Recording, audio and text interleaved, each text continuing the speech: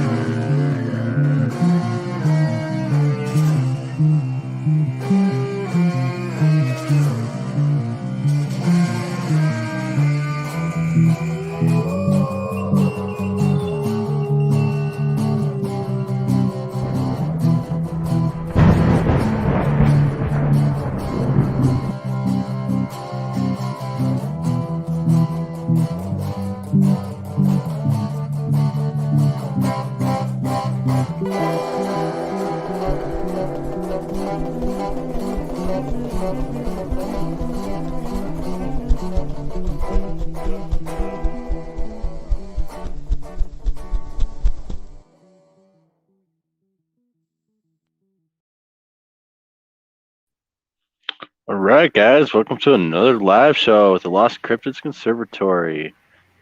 Yeah, good to be here. Your co-host today is Chad, and we got a special guest, Robert Kryder, with Kyder Exploration. You're a pretty well-known guy.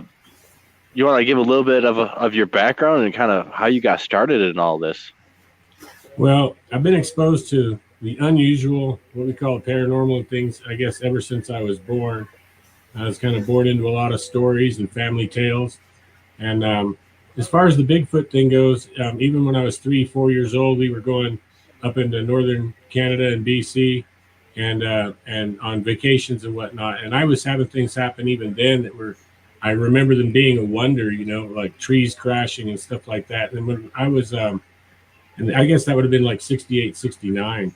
So everything was still pretty fresh after the Patty thing. And then I got to, when I was a little older, 1975, 76, I got to watch an In Search Of and was kind of blown away. And that took me into a certain direction because it was obvious that the things that were being shown on shows like that had validity, or they felt like it, even at that young age.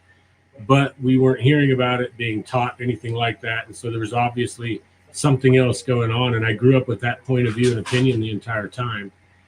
And so I always was experiencing on and off the paranormal throughout life, but I never entered like the paranormal hallway with the many doors that everybody gets into or anything. I got into it because I got into research and recovery and excavation of ancient historical sites and stuff like that, which took us, really out in the middle of nowhere in most remote, unbelievable places, and searching for ancient mines, caches, even old cities and stuff.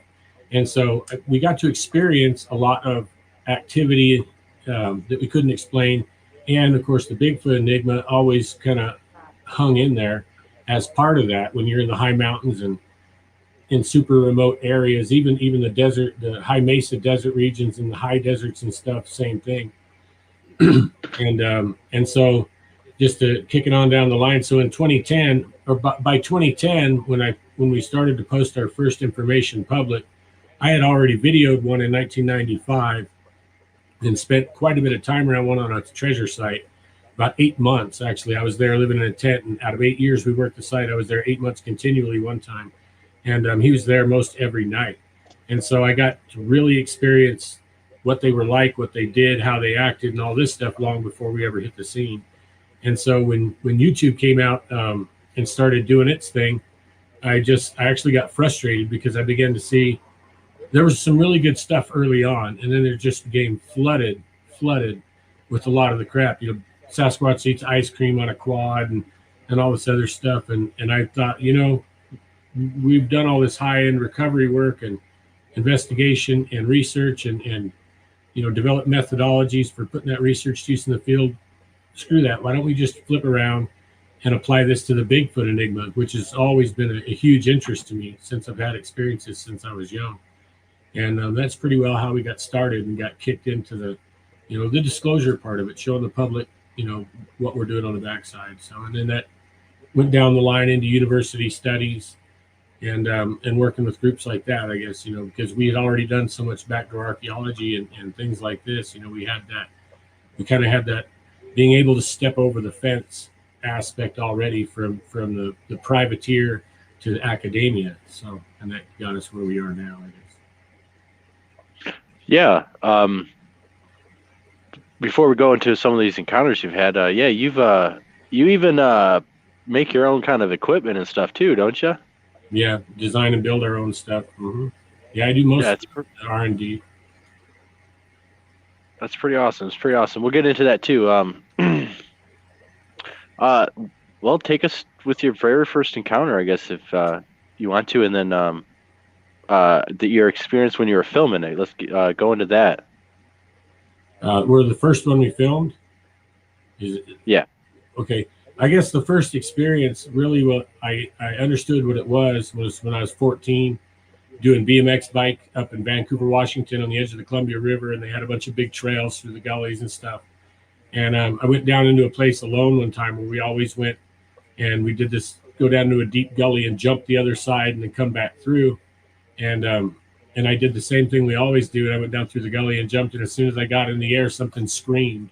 I never saw it, but it screamed so loud that it was deafening. And as a kid, I just panicked. The bike fell. I fell into the gully, and then I got out of there as fast as possible. But I knew, in your heart when that happens. And plus, you're living in Vancouver, so it's, there's a lot of stories. And so I guess that would have been really the first experience.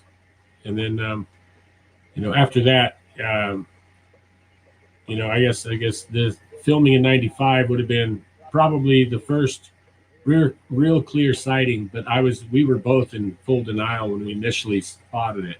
And a guy that has had no experience with it at all, a rancher's son who I was with, we were actually trying to get to a spot that was picked out on satellite as a cache, and we had a finite amount of time to get in and out. It was several miles into the desert, several miles out, and so we were traveling rather quickly, and he spotted on a ridge line, and he was huge. I mean, the ridge line's half a mile away, and it stood out like a sore thumb. And he was real dark in color, approaching black. And he was facing west, so the low sun was facing him, and we had blue sky behind him. And he was just skyline from about the waist up, watching us jog through the mesquite trees down below him. And we filmed him for about 45 seconds or so. And I just tried to tell myself, well, that's a cedar tree. Because, trying to, for one, conquer the fear of, oh, great, we got to run right by all this. And then tonight we're going to have to come right back by all this. And so we tried to blow it off. And then when we reviewed the video and put it through some processing equipment, that early snappy, then all of a sudden we just, we really like left a stain. It was pretty amazing, and then you could see, the face, the eyes, the mouth, everything, and movement and the arm structure and whatnot. And then it got really real after that. We went back about 2 weeks later, and it was the closest we could get to let that landowner to let us in, because we crossed this whole place. We're supposed to be there necessarily. And but he did let us on to go check, and we ended up finding 2-week-old, about 16-inch prints, and then a much larger set that we couldn't define. That was where it was standing. So there was apparently more than one, but the bigger undefined prints up top, were from the big one. And I could stand there and I could barely see over the rock structure, because he was standing behind the top of the hill, and I could barely see over the rock structure. And, we could see him from the waist up. So certainly pretty big. But that's the same one. That's the same one ended up being around for 8 years, because it was about 4 miles away from that on the same river system. Is a few years later is where we started working and really started having them come in, and more and more and more. At least that big male did a lot. And I say male because he certainly acted like a big male. Right. That's amazing. Is this video? It's on YouTube and stuff, I'm guessing, right? You can find it on YouTube. Yeah. Go ahead. Does it have a title or anything? It's that the video is known by? and I don't even remember. It's the first one in our upload list, which we don't have a whole lot to search through. It's 90. It's Bigfoot 1995. It'll say 94, 95 Bigfoot, something like that on it. On the KX Kryder Exploration YouTube channel. Awesome. Definitely. And- I'll post a link in the description after the show, guys, so you guys can check that out.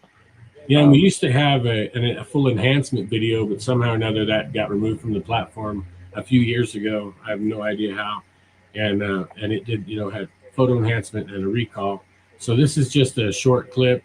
It's horribly shaky because this was in 94, 95 was the very first digital overtake cameras, and it had like 120 power zoom, so like 10 power optical, 12 digital, and we took it all the way in, and probably never should have done that, but so it's pretty shaky when we get in, but other than that, it was still as we could get it. A lot of people complain about that, but it's just the way it was that day, Yeah, exactly. The technology back then, there was no stabilization or anything, especially at that zoom. Yeah. But yeah, I'll put a link in the description in that. Real quick, going back to Vancouver, how long did you live there and stuff? And did you ever explore any of the underground lava tubes or passages? We lived there for a couple of years, but no, and I lived in Olympia too. Well, outside of Olympia, near in Tumwater, and which is up near the Olympic Forest. That's really nice. But no, I didn't do any of that there. I've done a lot of that kind of stuff in northern Arizona and Nevada, and a little bit New Mexico. All right. You want to talk about some of the university work and stuff? I know you've worked with Jeff Meldrum in the past and stuff on some things, and go into some of the evidence that you found. You have casts and stuff, I'm guessing also too, of course. Yeah, a little bit all the above. So, skin cells, hair, cast, feces. What do you? Now, I believe you've been involved in DNA studies and stuff too. You sent those out to universities. What did they come back as? And well, it's pretty controversial. The first specimen we did for Oxford, they contacted us and asked that we would try to get them a fresh sample, and so we attempted to do that midwinter in December, and we were able to retrieve a hair that was along with large prints, scat, a tree structure, and some other stuff, and that was about, like I said, 10,000 foot elevation in December, to eliminate any bear or anything. And so that hair was hollow, no medulla, but it was a broken shaft and had no follicle. We went ahead and sent that into Oxford at their request, and then they contacted us back and asked us if we could get that hair had an unknown morphology, so it came back unknown. So, and that's the interesting thing about the Oxford study, OLCHP, that was done with the Museum of Zoology in Lausanne, Switzerland, was everything was supposed to be classified or qualified before it gets DNA tested, because why would you DNA test a hair that you already know is off a bear, a dog, or a goat? Exactly. And so, which was funny because they, based on what they said, they never should have published any results at all, because they should have been able to classify every animal. But so this hair came back unknown, so they couldn't get a species classification off it. So they requested and asked us if we could try to attempt to get another hair off a living subject that still had a follicle. So, within hours old. And so this time around, we went ahead and did that. And where we did this actually was above a major city. It was quite a ways away from where we lived, but we knew this activity. We knew the subjects were already there. So we went in, and it was at the response of a private citizen and a U.S. Forest Service veteran from that area who was just tired of it being that way and not known. So we chose that because we had an anthropologist, we had USFS veteran there, we had eyewitnesses to events there, and we went up, were able to track them, found where a large older adult, whatever it was, because long gray hair, but had climbed up a rock face, broke a branch as it did it going under a tree, Had to be really massive to even do it. So we tried to qualify that out, and we ended up getting 22-inch feet print, 16-inch hand prints off that subject, with bite imprints on food remnants. And we probably about 70 tracks total of his, and then 2 other smaller subjects. And you could see where they had cooperatively pushed a deer down a slope, and then he had used a huge rock, and he was on all fours, used a huge rock to take the deer out. And you could see, he just played like a movie across the slope. And then we took that hair, because we had all that corroboration, and we collected that hair forensically, and then took it back and then did a full video of transferring it in an environmental chamber into their packet and doing everything right. So it had a trace of custody every time it was touched, and then we sent it in. And that one to this day, they said they studied on and looked at all the specimens and all the samples, and they actually held the study. So if you remember during the project with Brian Sykes, they were supposed to release the information in late February, or January, and they partially did that, and then they said they were holding the study, and they held it for another 2 months. Well, that was the amount of time it took us to get them a sample off a specimen that was less than an hour old. So it still had a wet or hydrated follicle. So we know it was, right off the animal. And so when they got that hair, it was interesting that they held the study for months to get something really good. But then when they got it in their hand, they wrote us and said that it was determined that they were not going to involve it in the study. They were going to curate it at the Museum of Zoology in Lausanne, Switzerland, for a further study. And why would you wait 2 months, especially request this, then wait 2 months to then publish? And it was interesting because they told the AP that they qualified and tested every sample that came in. And we have the sample number. We have a video actually up on the thing as well, where it's the Oxford submission, and it shows the evidence, the collection, the feet print, handprints, and all that stuff. And then it shows the actual hair being transferred in the chamber. It shows the numbers and everything in the description. So you can actually, write Oxford and ask them what happened to sample number, blah, blah, blah. Why didn't you guys test it? And so it's still sitting there, I guess, in the Museum of Zoology in Lausanne today. Are they holding it for other examples to build a type of a group base to test? I don't know. That's what they said. Or are they just lock and keying it away? Well, as far as I'm concerned, it's lock and keyed away because there's no other news of custody or intent, other than to say that they were gonna put it in custody for a future study. And so, but it's interesting that they would make a study, not have any really good viable results that they're willing to talk about anyway, and then take the sample you waited 2 months for and say, yeah, we're not going to touch that one, and then put it away for what they call as a future study. But why would anyone do a future study if they've already, done what they did? So that's been kind of the deal with a lot of this DNA stuff. There's a lot of shadowy things going on. Yeah, it seems like it, or the results will come back as human, which is quite a convenient way to hide or suppress the evidence. Oh, it's human, it's contaminated, it's but it's kind of discouraging for other researchers to put trust in these universities and stuff if they're gonna just string them along and then keep away the evidence from the public. Well, I'll say there's a lot of who we consider who people who have gained the populace trust, who we consider sometimes even heroes in this field, that dealing with them on a level that's outside the hobby level, not everything is as it seems. It really isn't. And there is a concerted effort to keep a lid. And that's why you don't want to test a sample that comes with the type of corroborating evidence and witnesses that we had that went with that specimen and the trace of custody. So it's difficult to say it's contaminated when you have full video trace of custody showing it's possible to be contaminated and the rest. And plus, you have a 10-year USFS veteran that's there witnessing the finding of the tracks and the whole nine. It's so everything. It's a little too credible. So what do? Test it and say, okay, yeah, it was a 7-inch long gray dog hair.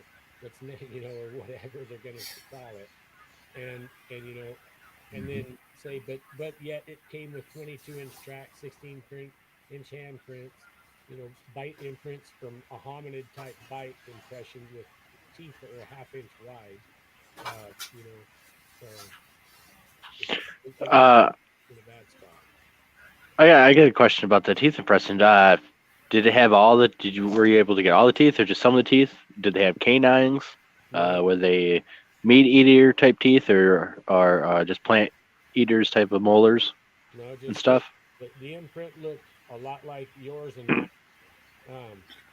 All the impressions that we saw were pretty even in, so they kind of flat tooth, and more so than round, where you have a pinch of material forming. So you can end up with kind of a pinch of material forming between each impression. These weren't really like that, but they were like yours and mine, just a lot bigger. The canines were there and present where they would scrape, but they weren't any. They were bigger than ours, but they weren't any more exaggerated compared to the rest of the teeth. Robert, you're having slight technical difficulties. Yeah. You're very muffled, and you're not. It's like you're frozen. You're not moving, and people are saying and messaging me that they can't hear you, and I can barely hear you. Yeah, I don't know what's going on here. We'll see. I can turn up a little bit. Is that better? That's better. That's better? Yeah. Yeah, we can hear you. You're still frozen, but that's okay. You're in a good pose. It's not an embarrassing moment, man. If you screenshot this photo, it's a good pose. Okay. Well, I don't mind restarting the camera if you think that'll help. I don't know. It may. Yeah. Whatever you want, as long as we got your audio, that's all that matters. It looks that's a lot better. Yeah, there we go. Ooh, GoPro. Was he broadcasting on a GoPro? Yeah. Yep. That's all I had. Okay, you might want to turn down the volume. Turn it down. Yeah. Did it jump back up on us? A little bit up. That's Right awesome. There you go. There you go. Good deal. Yeah, I don't have a regular webcam on anything, so I had to go grab one of the research cams and run it through a capture device, but it works. Yeah, exactly. Gotta love the GoPros. And what's some of the equipment you use? I know you got some some high tech stuff, some stuff you made yourself. Why don't you go into a little bit of everything you got, or you recommend and stuff too, that people might not be thinking about? So standard usage stuff that we try to utilize in the field. Of course, there's basic audio recording equipment in the form of small recorders, and we use various camera stuff, what we can afford, what we can utilize, what we've got available, and that ranges anything from small lapel cameras up to basically 4K is as high as we shoot. And so we have a couple of 4K studio level cams that got a little age on them now. And then we run thermal. So I've been running aerospace thermal since about 2007. And right now we used to run an A10 micro. That's what was used on the surface of Mars. And then now we're running a photon. And it's funny because some of the commercial stuff has actually almost caught up with the military. It's caught up with the military as of 3 years ago, so they haven't jumped it too much. And but right now we're running a photon thermal core that I built and into a unit, and I actually mount it to the parabolic. So I run the parabolic with the thermal on top of that, and that really helps. Now for our viewers, Robert, people that are in the market and looking and may not have the money for the top dollar FLIR things, do you have any recommendations and what the cost would be to get a decent thermal imager? Well, it depends on what your real needs are, and that's in range. So in real open, broad country where you're going to have a lot of spaces over 1,000 feet or anything like that, you're probably going to spend a couple of grand on a thermal that'll give you that kind of range with any type of definition at all, other than just there's a big pixel, then it's a color, which can help. I mean, it depends. So there's thermals available all the way from, let's say, decent ones from $300 for probably on the cheapest side, up to probably somewhere. I got a cat blocking me here. Come here, honey. So up somewhere around, like I said, 2,500 on something that's doable. I mean, you can spend 40, 50,000 on the new towel, but I would recommend, whatever it is, you just stick with actual FLIR equipment that's coming out of that company itself. And they've got such a wide range of products now. I would really suggest figuring out what your needs are. Do you need just a small unit that's quick that you can clip onto a telephone? It'll give you decent resolution. They make those, sell those around $600. They make one. Hey, I don't mean to cut you off real quick, but you got an echo going on. Do you have another window that's open that you're listening to, or maybe turn down your volume just a slight bit more? How's that? Better. Keep talking a little bit. Let's see if the echo still. Is that better? Yep. Okay. Sounds better to me. All right. But I suggest FLIR too. We actually got a nice FLIR equipment donated to us, and you can see like 900 yards with a 6 foot person. I mean, it's amazing the quality detail and stuff. And this equipment you can't sell outside the U.S. You can't even take it in outside in some countries. Right. So it's definitely high grade stuff. Yeah, I was going to try to get my A10 repaired, and there's a guy in England who can actually repair it. And I can't ship it over there without going through so much effort. It's just not worth it. But nowadays we just, I build my own because I can't afford, a $17,000 core. So I source these cores out of other equipment. And so there's surveillance systems that are out there you can find at auctions and things that are set up for hotspot fire detection. And when they take those out and redo them, often they sell that kind of crap in industrial auctions. And so that's how I get my hand on them. You just have to know what device has what core in it, and then figure out how to interface those to a screen and things like that. So that's how I actually do it now. Now, Robert, I saw. Holy cow! I saw a post the other day. That wasn't me. That you have some motion detecting device that puts out less frequency and dirty noise. Can you tell us about that? And it actually has audio recorder on it too. Yeah, we're still testing this to see if we want to carry it as a product line. And it's a little camera. It's considered a surveillance or security cam, and it's got its own infrared light source, 940 nanometer. It's the most invisible thing that I've got, so I can see every single infrared device we have except for this one's lights, and they're not the brightest in the world. They work to about 30 feet with a moderate reflective target, but the camera's Wi-Fi. You get about 260 foot of range behind it, and it's only 1 3/4 by 1 3/4, and because it's such low wattage and so small and so power, it doesn't throw much electrical noise at all. And then, like I said, the IR stuff on it is about as good as you can get to being invisible. And they're kind of a cheap little unit compared to other sets like game cameras and things like that. And so, like I said, we're still testing and reviewing these to see if this is one of the ones we want to carry. But they advertise motion detection, motion alarm. And what I think they're good for, even if they might end up having some failings in the end, I think they're really, really good for perimeter cam around camp situation, because they're short-range Wi-Fi. You can put them where you want them. You could be in your tent and access them with your phone and be able to look around about what's going on. And they do reflect eye shine at a couple hundred feet, 200 or 300 feet, so it's pretty considerable. And because the camera is so hypersensitive to 940 nanometer specifically, and which is interesting because we use 850 nanometer lights as well, and the camera won't hardly pick them up. and it's just hyper tuned to that IR band, and so it works really really good at catching eye shine and movement within, like I said, short range.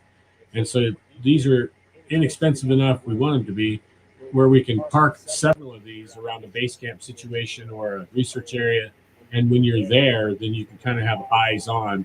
And if the motion detection stuff works out correctly, then it'll kind of alert you to that presence as well. But So it'll go off on your phone. It'll let you know something's interfered with that. So if you're late, okay. Yeah, it'll actually notify you. Yeah, throw an alarm and start recording. And so some of the functions we haven't got to operate correctly. A lot of the manufacturers are out there are relatively new, or they're untested to some degree. So these were just released from a manufacturer, and we've been going through and testing all the features and functions. And I still haven't got an interface to work on them yet for the motion detection.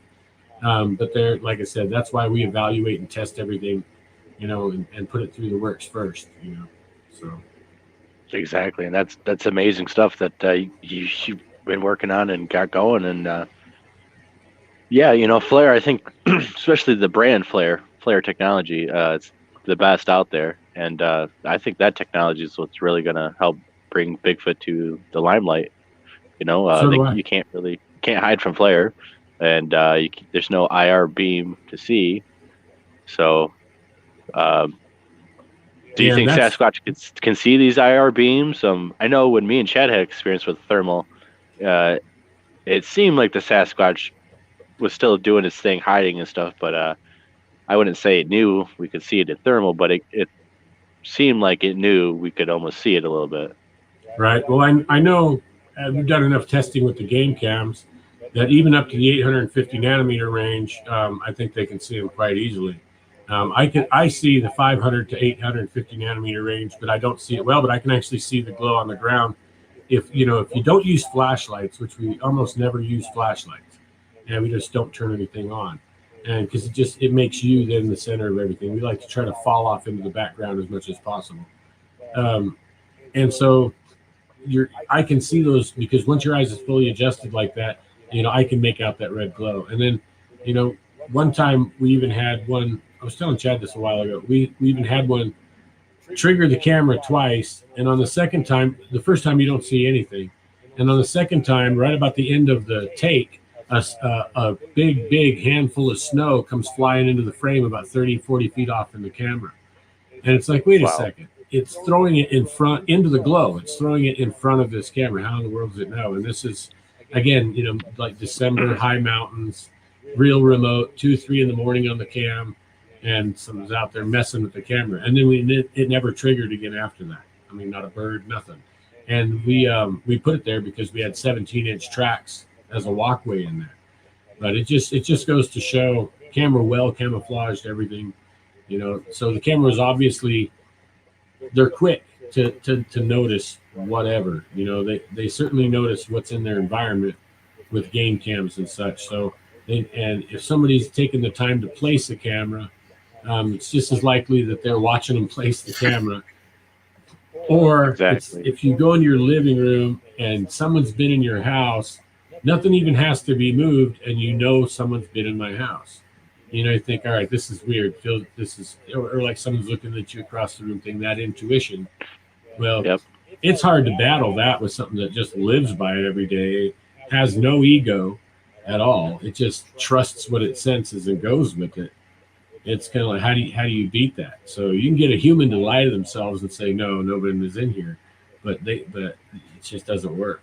So now I'm resorting more to drop placement. So instead of either controlling the zone completely where the camera is going to be placed, at which time when they go in, they're really going to be looking around that area anyway, or it's random placement. So you take a break like you normally do, stop on a rock or do whatever you're going to do, and just set it down like it's no big deal and walk off.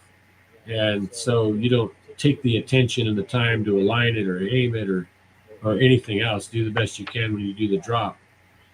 And in that way, it's even if they see you put it down, it's not something that's intimidating that was placed. It's more something that you just dropped or left behind.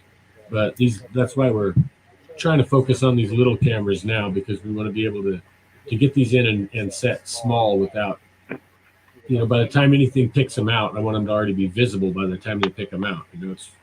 It's certainly hard to see these tiny things because you can tuck them in so many tight places. Speaking of the word you just used, intimidation, a little off the topic, and we want to get back on the equipment because we want to learn too. But what's the most intimidated you've ever been in the field? Can you give us a story? Intimidated? Getting hit by a rock and getting pounded by a guttural grunt that like to knock me over, and that was intimidated because they were both obvious. We're pissed off that you being here, and we're tired of your presence and those things. And then I guess scared out of my wits, even far beyond that would be waking up that big male that I spooked that day or whatever, that surprised him, and he spun up and woke up, and then being in with them by myself, that was the truly scariest. And you still do this. Why do you still do this? They're real, just like we know they're real. And I've had bad encounters. What is it about people like you and myself that keeps us pursuing these things that can be very intimidating and maybe even dangerous at times?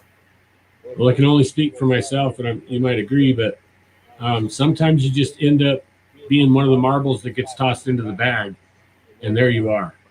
And so what do you do when through either vicarious experience that you never expected, that you happen to get familiar with the habits and traits of an animal like this, and then when it comes into question, so many people questioning, is it real? You feel you want to tell them, yeah, because this. And then as well, when you see so much conjecture, because there's so many people who have an interest, but they don't have so many sources to go to, you want to come in there and help with that, because it feels like people walking around with blindfolds on it, and you've got one of your eyes is half uncovered, and you're like, hey, wait a second, come this way a little bit or whatever.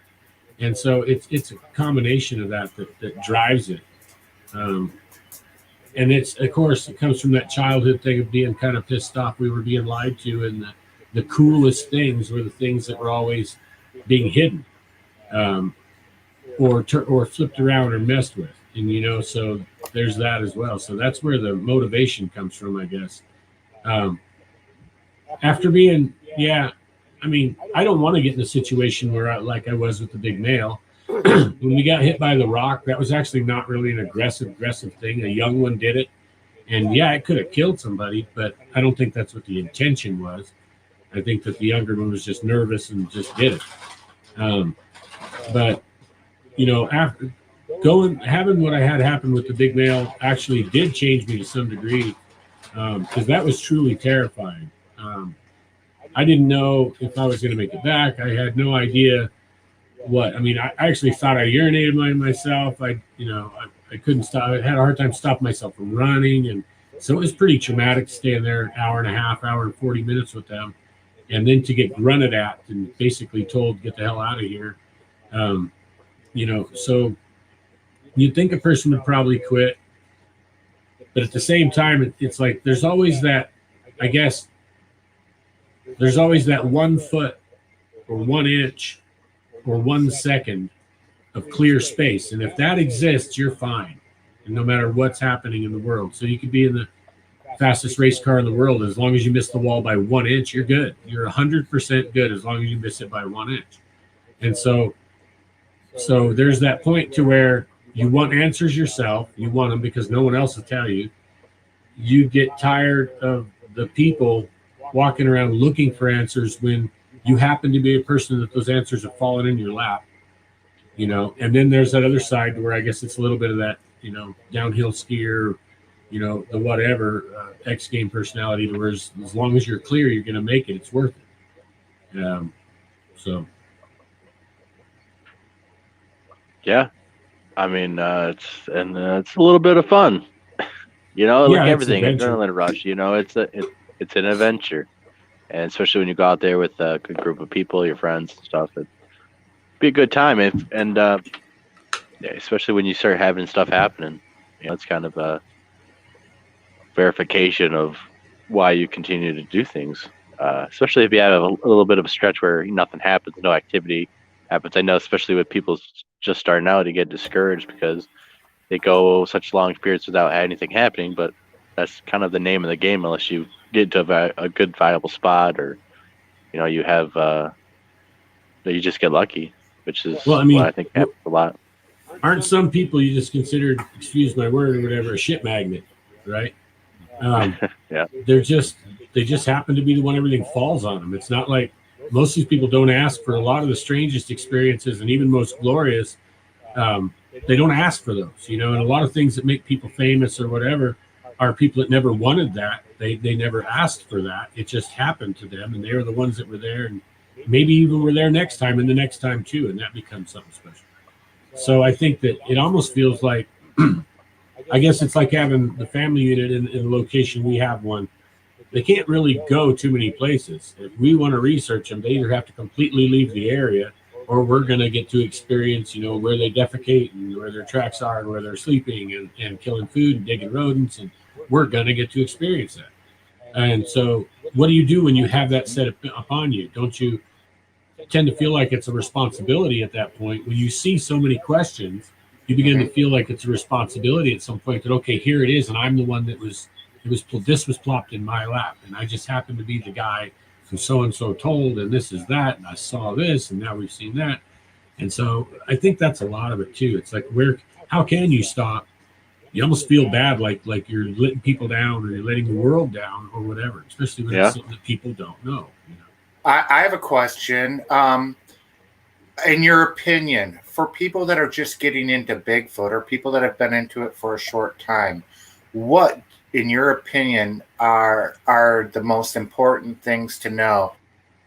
And for them to be able to find evidence, what should they look for? What do they need? It's Sesame Street. Which one of these things doesn't belong? And that's what they do as well. It's what natives do, trackers do. It's what police officers do, and special investigators do, and the military does, and everyone else. So just as a basis, I could go into detail for hours on a question like that, right? But in the basics, sorry, it's look, you're good.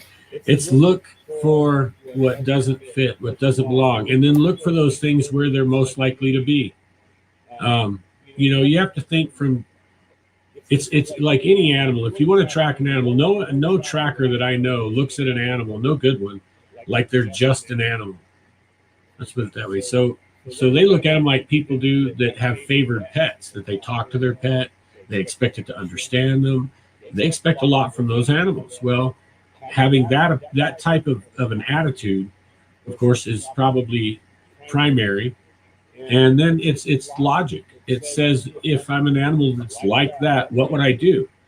If there's a food source here and there's a good place to stay in another location, and between here and there is two areas, I have two choices. One may get me seen, but it's easy. The other is difficult, but I won't be seen. Well, if I'm a shy creature, I'm going to choose the place I won't be seen. So we have to know that if we're going to go looking. And we have to say, okay, if I'm that, I'm going to be over in that draw over there where nobody's going to see me, so I can get back and forth between here and there. It's not about convenience to them. We look at trails like they're a necessity, and they're just not to them. A trail's not a necessity at all. If they want to go somewhere, they'll just go there. They've got their routes of travel, but often that they don't look like trails at all because they have giant step gaps. They're not on them all the time. They don't beat the forest down in a line like a bear with that's making these short pad trips. Every couple of days he's on the same spot, blah, blah, blah. So I think that just looking for things that don't belong and assuming that they're not, convenience isn't a matter to them, and to get off the trails. That's the biggest thing with us, is just get off the trails, because they're likely to travel 100 foot off a trail and parallel it before they'll walk down a trail. Even though people do see them on trails, but that's because the people are on the trails. What Exactly. What about the reports of the brazenness that's coming out? And you told me a story the other day. I don't know if you want to talk about it, but like you said, they'll stay off. They'll be the higher ground where it's hard for people to get to hide. But we're finding more and more that they're coming in to our communities and our farms and Yeah. do you have any idea why they do that? Are they just getting more comfortable? I mean, Well, and they can be. So because people in general are real easy to sneak by. If you're an intelligent animal, so what conquers fear? Understanding, right? So the things we don't understand scare us. And so they're smart enough to understand where they're safe, where they're not safe, when they can travel, how they can gain access to one area or another area. And so they're not like an animal that's just going to have this rigid fear all the time, because their ability to comprehend their situation, find alternative routes, and make plans prevents that. Then, of course, they're really good at what they do. So I think this is where their own comfort zone comes from, is being confident and knowing people. It doesn't take a whole lot of observation of a human to know you can just sit there and 90% of them will walk right by you. And if they don't want to see you, they damn sure won't see you. So I showed Tara one day in the woods. We were on a trail, and we had just been communicating a little bit with the sentinel Bigfoot subject with a rock. And it's a place where I can still go to this day and do it, and they'll still do it. But she said, why doesn't anyone see him? So I said, well, let's go. I had a burnt orange shirt on. Nothing was that color. It wasn't bright orange, but it was dirty orange. And she had like another color on that wasn't foresty. And I said, well, let's just sit off the trail 25 feet and just sit down for a minute and see if anyone comes by, if they notice us. And we weren't really hidden. We really weren't hidden at all. We had a down tree with some old dead boughs sticking up, no small brush, and just sat down right there, totally visible. And we watched 5 of the U.S. Forest Service guys that cut the trail with the chainsaws come by with their supervisor. They walked right by us, never saw us. And then 2 sets of tourists, one's walking and another set on bikes, and went by us and never saw us. And we were completely in plain sight, maybe 25 feet away. I just told her, just don't look at them. If you don't look at them, you just look down and think about what you're looking at, they'll just go right by you. And it's like, and they did. So it doesn't take long to figure that about people. You can take advantage of them rather easily, you know. So yeah, you can. Gene Hudson has that comment there, and so Robert can clarify himself. You see where she says, "So am I catching this right? That he believed that no, this is the one above it." And so am I catching this right? He believes Sasquatch is an animal. Do you believe they are human, more apish, more woo side? Yeah. So from personal experience, it's not really a matter of belief. So if I look at it the same way we've looked at research for 30 years now, I can't form a conclusion, except I can make an assumption, right, based on what I've experienced. So it's not really a matter of belief, but what's been indicated over repeated findings is that they certainly would be closer to human than any animal, whether it be an ape or anything else. Just doesn't matter. And I say that only because they do things like what we do. So there's all types of traits that primates have, and that the great apes have, and they're not all the same. Okay, so we can get all the way into the lemurs on the outside of the scale, and what we see is them doing things that are, let's say, courteous. Courtesy is a real strange one. So, but I've seen animals, even horses, that are somewhat courteous. And we see these same traits in many animals, but the way people do it, and the like, let's say, losing your glasses on a mountain. You follow a Bigfoot that's been to your house, back up onto his mountain, and you spend a few days up there, and you come back, and somewhere on this trip, and it's up on top of the mountain, you lose your glasses. Okay, and then Months later, you go out behind your house, and on a rock is your glasses that you lost them on the mountain because you didn't have them when you came down the mountain. You knew you lost them. But now they're at your house where this thing had been before. Okay, so the likelihood that a bird picked up your glasses off the mountain, brought them down to your ranch, where the being's already been.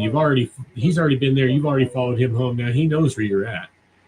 What type of behavior is that? If we assume that that's the Bigfoot who brought the glasses back, what type? Because I've had that happen. What type of behavior is that? It's conscientious. It doesn't have to do that. It was months later. The glasses had obviously been sitting in the sun for months, and it was kind of like what type of behavior. So when we think about that, those are the kind of things that, yeah, a crow will bring you a gift. A crow do, but will a crow identify your belonging on the mountain and have the courtesy to return it to you because you lost it on the mountain? Right, and that you would have to, have to spend in months and months gifting the crow, building up a relationship with that crow for that to happen.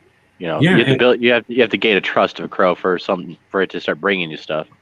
Yeah, and our relationship at that point was not necessarily adversarial, but here I am in the position of a human that lives at a ranch.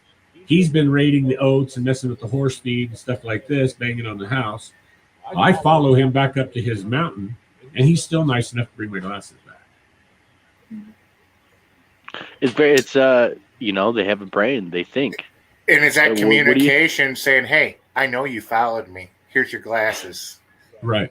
So to answer that question in a way, it leads us down the avenue of I can't have a belief what something's DNA is going to turn out to be. That's not a matter of belief. And it either does or it does or it doesn't. It doesn't. That's it. That says what it says. I can say how they act. I can say what their habits and how they treat their own loved ones, their family, their concerns, and things like this. If those can be more attributed to the great apes or more attributed to the human, both of them have we have very similar social structures, but there's definitely differences. Things that anger us can anger them that would never anger a gorilla. That a gorilla wouldn't even contemplate it would make them angry. And so, because there's not, let's say gorillas have their own herds of deer, let's say, that they're around all the time, and that they push up the mountain and down the mountain, and up the mountain and down the mountain. There's no possessive nature other than territory where your family's at. There's no tree that they own. We lost you again, Robert. We can barely hear you, buddy. Yeah, I believe your GoPro is dead or dying. Yeah. If you want to turn your volume back up, then we can still hear you. Or yep. Yeah, it should be back up. Are we up? Yeah, it might be because it's not something that being used or something, I guess. Yeah. There you go. Are we good on volume again? You're all good. Perfect. Okay. Yep. Yeah. This mic setup it's a little complicated mess here. It's one of the ones I use in the field actually. So just because I knew it would work and it's clear. As long as it works, yep. Yeah. So we might have to live through that. But yeah, I don't know. I hate to make these answers so long, but I guess that is man.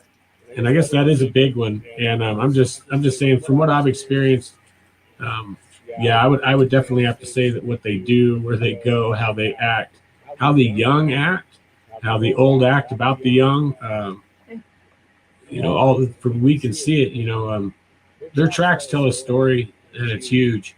Everything to how rambunctious and how disciplined the young are, to who in the group is forced to go have to deal with them when they're not being disciplined. We've seen all this stuff vicariously through the evidence. So, and that's why I think that's another reason that I'm doing this. It's like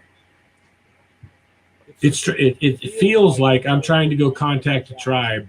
It just doesn't trust anybody that's had a whole lot of bad experience on every single day. And Yeah.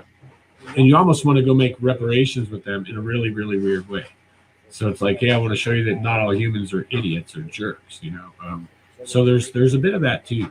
And I think that why we wouldn't do that with an animal. I wouldn't be out there doing that with a deer. And that's a reflection of what I'm experiencing. If I wasn't experiencing something human-like, why would I respond that way? But Do you think they have the ability to sense intention? Absolutely. Or you? Yeah. I believe it also. I don't know an animal that doesn't. Rattlesnakes used to be used in Native American ceremonies to pick out people you could trust and who you couldn't trust. Your chickens know, right? Yeah. No, absolutely. Yeah. Yeah, absolutely. Everything does. Yeah. They trust or they don't trust. And now everything's got the whole gut. experience. Yeah. And everything's got past experience, right? One bird will be more trusting than another bird because he had different experiences than the other bird did. So we've all got that. So, It's like a skittish dog, man. Some dogs are just perfect from the get-go, and some dogs that have been mistreated and not had love are very unpredictable and and they don't trust. Yeah, that's why the generalized answers are tough, right? I've had them all. Are they mean? Are they nice? Are they thoughtful? Are they calm? Are they serene? Are they aggressive? Are they big brutes? And you have to say yes to everything. I've seen parakeets that you could love up and parakeets that would absolutely rip you a new one and not really have any reason other than they're just different parakeets. Anybody that's had litters of cats, litters of dogs knows that they're different from birth. Before they have their eyes open, the rambunctious ones are already being rambunctious, and the timid ones are being timid before they've ever opened their eyes.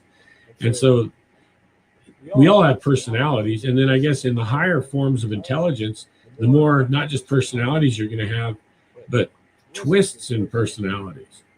So you're going to have personality problems. The more intelligent an animal gets, the more it sits and thinks. And the more it sits and thinks, the more mental disorders it ends up with. So animals that don't think and just are 100% responsive to instinct just do what they do. They don't like it's hard to find a depressed deer walking around, but you can find a depressed coyote. So it has to do with what they're conceiving. They're recounting loss or a scary event. Yeah, exactly. And sitting around, spending that time observing everything, because that's what they do. You have time to think, and you have time to gain intelligence that way, especially if they've done that for eons. I think that they're a type of people, a tribe. I've been yelled at, and it sounded pretty human language to me. And then I heard a female and male bickering back and forth. It sounded like a husband and wife, fighting about not to kill me or something, not to scare me, I guess. It was very human, like not any type of animal type of communication that I've heard. It was very human, spot on. Yeah, and the way Just the a different emotions language. in those exchanges, Emotions too. You could see the emotions, the intent. When he yelled at me, I thought it was the neighbor yelling at me. I could feel that type of.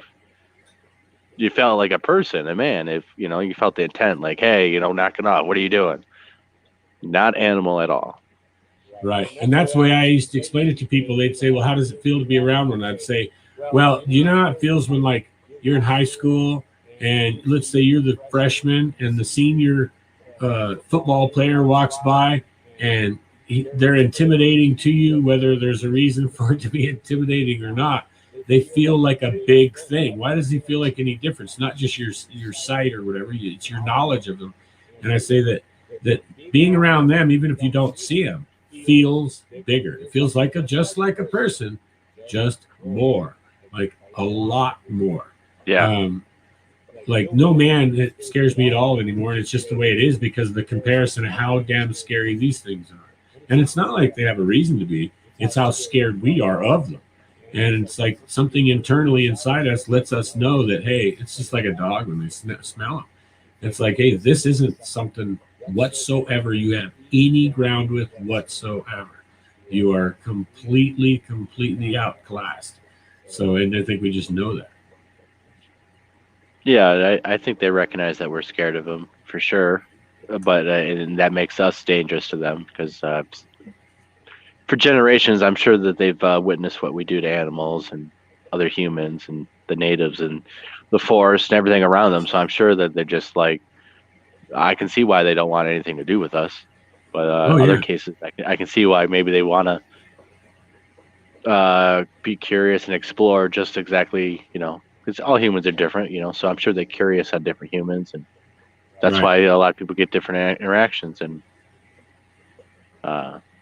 what about the bloodthirsty ones? And you know, you hear about them being cannibalistic or eating humans or all this missing 411 stuff. You think again, there's just individual rogues, maybe groups of them that have learned to maybe, hey, we can get away with this, so let's just keep doing it every couple of years. And Personally, what? personally, I believe it's rogues. Personally, and I think that we also represent. It might be. I mean, there's many reasons. So you're looking. Right. If you want to compare it, which we almost always and totally normal to do, is compare it to human behavior. You know, kidnapping, stuff like that. We do that. We even have people that eat people. I mean, there's some sickness going on. But in their case, you can have opportunity. Could be, let's say you have a really old adult who's had a rough life, and your opportunity, you're an opportune thing when he can't hunt anymore and he can't do much anymore. We're just a soft little squishy bag. And if he doesn't have that voice inside, like even most mountain lions have, or most tigers, you know, people used to call him, oh, that's a man eater. And it's because that one ate people. And it's because the other ones normally don't, but that one does. They say, well, once again, it's a taste for human meat or whatever it is. It's more like, well, it's just like, no, like he's more like Jeffrey Dahmer. That's all. He'll eat somebody. You know, and so I think that's got to exist. If anything is real, and there's any reality to any of this, all of it has to exist. There's no species on the planet that just is a certain way. There's nothing that just is. Everything will defend itself. Everything gets scared. Everything has a reaction to that fear that's first and foremost, generally, without even people, without logic. Everything's protective of its babies. Everything. Right. And I mean, you get close to the babies. I mean, if I had a baby and I feel you're a threat, I'm going to kill you. You know. And I guess that leans also to when we say, well, what does their behavior indicate? Do I believe they're an ape? Do I believe they're a person? So I guess in some of these mental disorders, if we can attribute it to them, if that's what's doing it. So let's say all the things we talk about are still supposed to be just about this mythical creature. That when it's mythical, it actually has no habits and doesn't do any of it. It's nothing. But let's say it exists and these occurrences are being attributed to them. Well, then we have to take these occurrences at their face value and say, okay, would an ape do that? Would a person do that? Would a dolphin do that? Would a whatever do that? But I mean, if we're trying to say that it's an ape or a human, we have to look at their behavior, what we attribute to this mythical thing, right? If we're going to attribute anything, we have to attribute what we know. And I don't see how we can make it's just an ape argument if we actually factor in everything. We have to omit things. There's things we have to omit, or we have to say, oh, well, no, that person's a hoaxer. They lied. That was a misconception, this and that. And we'll actually call somebody a liar because we don't agree with that, what they experienced, because it goes outside of our opinion. So we're coming into bottlenecks in all of this. And I think that's it right there. So we're forming opinions before we're letting the evidence speak for itself. And when it does, maybe it says something we don't want to know. Maybe it says they're people. Remember, they don't even have to be human to be people. Right. They could be just a hominid, just that higher intelligence above animal or ape. It's you know, and if they're family oriented, there's also the risk. I mean, they're smart enough to know. They've been watching us for centuries. They're smart enough to know also if they kill you, there's going to be search and rescue. There's going to be ramifications. And if they're family oriented, they know. They would have to. They would have to understand that, in my opinion. Well, and I have some information that'll probably back that up, Chad, because we've got a video up on that. It's the goat kills, and it's a great example of 2 young Bigfoot going in and killing like 7 goats and draining them of their blood, drinking them. So literally, and they punctured the femoral artery and they punctured the carotid artery both, and just big punctures in them and twisted them like a wet sock. And you could see everything. And the older one obviously looked skilled in dropping them because he was just dropping them right where they were at. There was no scuffle or nothing. He just grab them, twist their head, and they'd lay them down. The younger one with the smaller feet, like for instance, it had a harder time on one of the subjects, and you could see where it actually resulted to biting it right into the skull, right through the skull, hominid bite print right through the skull. And it was on, yeah, and it was like you could, it was twisting its neck. You could see it was twisted up, but it didn't kill efficiently like the larger subject was doing. And these are subjects with about an 11-inch foot and like a 14, 15-inch foot. And so they're not giants, they're younger. Now that also lends to why didn't they take any of the livestock? Why didn't they take the chickens? They didn't take the goats. They didn't take anything. They came and they consumed what was important after a blizzard and probably a 5-day laydown period. And you need iron and you need salt. And they came and got that. Now, why didn't they take anything back to the groups? Only maybe a mile away from this location. So why didn't they take anything back? That leads me to believe, and the group never does this. You never see the adults raiding the ranches, raiding the farms. It's always the juveniles and the adolescents up to like 9.5 foot tall. So they're all over the place. From like 7 foot, 6.5, 7 foot up to like 9 foot, somewhere in that range, they're moving and doing weird. But the big adults don't seem to. So what's it all kind of come together and tell me that the bigger adults understand you'll bring us problems. Why don't the younger ones bring any of the livestock back to the group? Well, then they're going to know they raided it from a farm. You're going to bring us problems. I mean, there's certain things that dictate a logic, or because it's the only thing that makes sense. It's Occam's razor at its finest. Because without that, what is going on then? But if you factor in just a couple of these points, wow, it all makes sense. So yeah, I think that they get it. Like a kid Exactly. stealing a pack of gum, man. Like a kid stealing a pack of gum. He's not going to tell his parents unless he gets busted. Well, that and again, the farmer's going to go out looking out for that goat. You know, what happened to it? Where is it? You know, did it get out of the pen? Right. The very interesting thing about that is they drained the goat blood completely They out of probably it drank with it. the punctures. The Now drink I it. know. Right. That's where they're going to get a lot of stuff. The iron and That would be was there blood on the ground and stuff? Because I know no. Nothing. Wow. Now that kind of reminds me of like some old Chupacabra stuff where they find the ghost and blood's drained and there's only 2 puncture wounds, Well, very there weren't 2 puncture wounds next to each other. One was in the femoral artery in the inside of the rear leg, and the other puncture would be in the neck and the carotid artery. Were they teeth punctures or are they a No. hole with like a Holes. finger? What? Looks like a What do you- stick. So like a finger, you'd probably Yeah, think. well, I could put my finger in the hole. Certainly. That almost sounds like 2 of them were drinking at the same time, Well, that's what I was wondering, if he wasn't doing that with the younger and laying them down, and then that's what it looked like. And the only one that the younger looked like it took it out, it had to bite it in the head. That one bled, but not a lot. It also that's quite a feat to just drain something completely out of blood and not leave any blood behind. I mean, I don't see how something could do that. I guess because even the natural world, there's nothing quite like that just drains something completely of its blood like that. Draining the circulatory system. Insects maybe, all but that not hard. like animals. Well, Well, as long as the heart. Go ahead.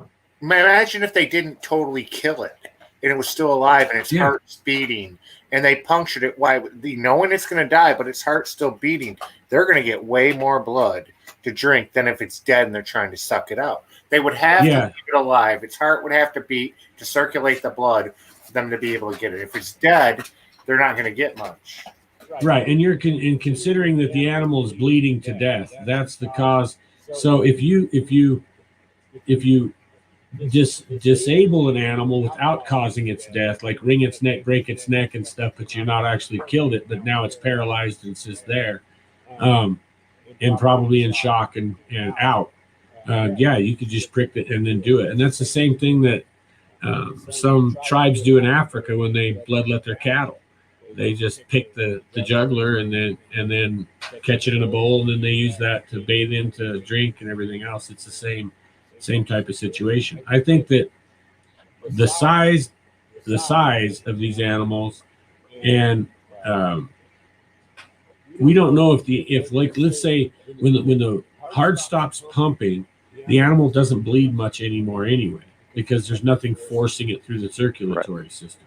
So who knows how much blood is actually left in the animal? Just because they say, well, it's not bleeding, well, there's no more blood in it. Well, it's not. That's not really the case. It's as much blood as you can get to come out of the animal. And so, yeah, but I mean that's gallons. I mean it's a lot, and just to leave no blood on the ground, I mean, it you know, what are they sucking it out of a straw or something? Like, how are they getting every single last drop of blood? And then not spilling any. If they punctured an artery, it's going to pump out, and they would just suck on it like you're sucking on a bottle, dude. You would just suck on it. And if they're smart enough to know where the arteries are, I mean, what's that tell you? Yeah, and that's what got us, is they had punctured the artery on every one except the one they bit in the head. So, and that one bled out its face, its nose, mouth, everything up front, even one ear, all that bled from that bite in the skull. Real quick, you're saying these adolescents, you know, they're 9 foot as an adolescent. Just how big from your research do you believe or think these adults get to? Because usually most people would say that's a full-grown Sasquatch. That's not an adolescent. Well, and the power to bite a goat as an adolescent, what does that tell us about the adults? Well, when I say adolescent, that's a pretty broad range. Right. Because we would say sub-adult. We have young adult, sub-adult, and we have all these different layers. So when we say adolescent, we're talking everything basically above, the equivalent of human or whatever would be, like a 9-year-old. And then just everything above that, we just generally usually call adolescent, whatever. But looking at the growth, so seeing what they're like when they first get put down, and what the sizes on the feet are, and then how big those feet change over the years. And then we see about the size they are when they start leaving the group dynamic, when they actually go away from the group more than a couple hundred feet, let's say, and they go somewhere on their own and do stuff. So feet are generally 14 to 15, 16 inches when they start venturing. But we don't generally see those, like at least in the areas we've researched. You see them in the mountains. I'm not going to say you don't see them in the mountains, but it's not in the same way. So like we don't see giant prints generally from the big adults, except like the big female or something near the family unit. You never see the big male's prints. He's almost never there or whatever. But we do see the larger of the males that are in the family unit going from the unit to where the adults stay, back and forth. But we don't see the big males doing that near as often. Very, very rarely do they come in. And so you get this, it seems like a natural transition. Once you get a certain size, they'll get a little more balls and venture a little farther and venture a little farther. And then eventually they're on their own away from the family. And then you find these, when it gets about 16 inches and up, then you start finding them where they're occupying solitary mountains and things like that. But those aren't full adults. That's still what I would call a sub-adult, because he's still not even full grown yet. And they might be 9 foot tall, but all the ones we've seen that size are basically lanky.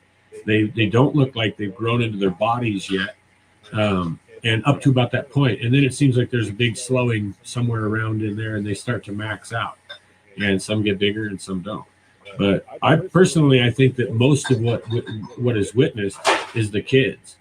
And it's the cantankerous 14-year-olds to up to 22, 23, 24-year-olds who are out there doing stuff they usually shouldn't be doing in places they shouldn't be doing it. And like Chad was saying, being close to urban centers, absolutely. Absolutely they do. We've seen them like in up there in Farmington or whatever. I mean, they've come right out in the parking lot under the street lights. Those videos that came out about that a few years ago weren't hocus pocus at all. Those were real videos. And they came up out of a draw and right under the street lights and went right back down. A couple of them on all fours. And they get behind a casino there in Fruitland, and one of our George Harvey, one of my crew guys, a real close bro of mine, they have property right there, and some of our other guys, Nicholas Begay and them, they actually have been made aware of the Bigfoots that go into the dumpsters and get the bones and stuff out of the dumpster. And when they put high security fences around them. They ripped the fence down. Actually, they coiled the fence up down in a big ball. They broke off every single riser that had the barbed wire on it, and they peeled everything loose from the corners so they could still go in and out. And then they were like taking the bones, the pork chop bones, to George's house and throwing them to his dog.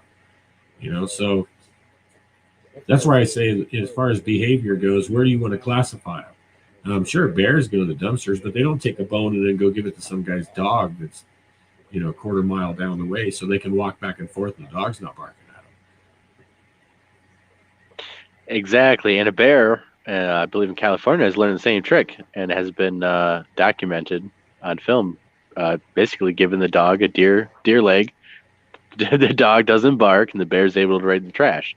Homeowner discovered this, and it's amazing. And if a bear can do that, then why can't Sasquatch? Obviously, you've had experience with it, and it shows that they're very intelligent problem solvers too. I mean, that's all they do all the time is solve problems. How do we get food? How do we hide? How do we do this? Problem solving, intelligent building, the observation. I mean, these are all traits and stuff that has led them to become this intelligent creature or human. And do you think they have a culture, more we dive more towards the human side, we get into like culture and art and storytelling or stuff like that, and not just hunting and gathering all the time and surviving, not survival mode but thriving mode, and then have where you can have a renaissance of things happen? Yeah, I actually do to some degree, but I think it's a factor of what's important to them and what's not. But being creative, absolutely. So we've seen where they've taken mud out of the river and smeared it on a rock face and then made circles in the mud that they smeared on the rock face. Now, is that painting and is that art? Gorillas will do it. So it's kind of like, okay, why are they doing that? And they didn't make just a circle. I mean, they like 4 or 5 circles and then they make a line and it's this kind of stuff. We've seen where they've done it in sand. So there's certainly a creativity there. Now, what I've heard and discussed kind of is what differentiates it. One the other day was, do you think they have fire?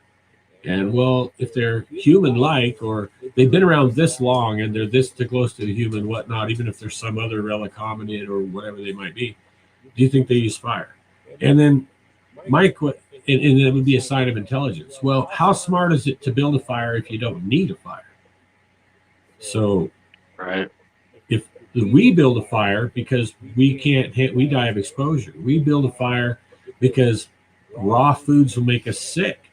We build a fire out of necessity to build a fire to survive, not just convenience. Sure, we have a fireplace in our big mansion. We light a fire because we like the fire. That's great. It's warm, whatever. It keeps our house. But we're doing it out of necessity for the most part. They don't have to build a fire. They don't have to have a belonging or possession. They don't have to, because they can get another one right up on the mountain over there. They know where it is. So the only thing I've even seen them covet is like balls of sap. That's it. So that's interesting. They're hard to get. And what do you think they're using the sap for? Hygiene, or dental hygiene, probably, and chewing them. Right. Killing mouth infections, stopping pain, all that. Same as the Native So American like blocking a cavity, kind of plugging a cavity with the. It's use it for your cuts and stuff. Exactly. The Native Americans used to chew it. So like in the Southwest where they have real fibrous plants like yucca fiber, they would take the pitch from juniper trees, which is pretty stringent, and they would melt that down and they would tie the yucca fibers in kind of a knot and they would dip them in there and then they would chew those, and the fiber in that was just like Listerine and a toothbrush. And so I can only assume that with, why do most higher apes, what's usually the reason that they die? It's not just old age, organ failure and stuff like this. It's usually dental related issues, because as the primates age, their teeth go bad, just like our adult teeth is, but they don't have a dentist anywhere. And so how do you deal with that? And that's what we've seen too, is missing teeth in the older bite imprint from the older individual we got a hair from, was he was missing teeth. I mean, obviously, and somebody, the diet change that then you go through and your necessity and what you have to do totally alters at that point. And so you've got to deal with tooth pain. Now, when you start using, like, let's say they're using cedar sap or juniper sap or whatever, because it does kill pain in the mouth, which it does, and it's astringent. So is that a medicine? Is that a treatment? And then, so we see them using other plants and weeds and cutting them different times a year. What are they doing with those? A lot of them aren't necessarily a food source, but they are a medicinal source, painkillers, and like I say, usually antiseptic to some degree or whatever. And so we're led to assume that they're using these products because they need to, in order to make life easier, longer, and that's basically medicine. Now, animals do it too to some degree. Animals will eat food to get intoxicated. Animals will eat food to treat their own sicknesses. Cats will eat grass for an upset stomach to relieve themselves their stomach contents. So Exactly. So I think things like sap balls are really coveted because they mean that to them. It's more important than just food. And again, that just shows that, again, more of the human side, especially storing it and stuff. But the knowledge of, hey, you know, if I do this, it cleans my teeth. I need to take care of my teeth. I mean, animals aren't really thinking about brushing their teeth or, you know. Right. It's just amazing. And the knowledge of all it's very relatable to the Native Americans of how, you know, they used all the plants and every single thing that you could get from the plant, you know, you would do, or from an animal and stuff. I always think about how the natives said that they're an elder brother tribe or something, and very similar of what they do, and maybe they watched each other and stuff, you know. Right. What do you think about old stories about them maybe trading and stuff and interacting a lot more than what we have today? Well, I think, you know, from personal experience, my glasses were returned to me.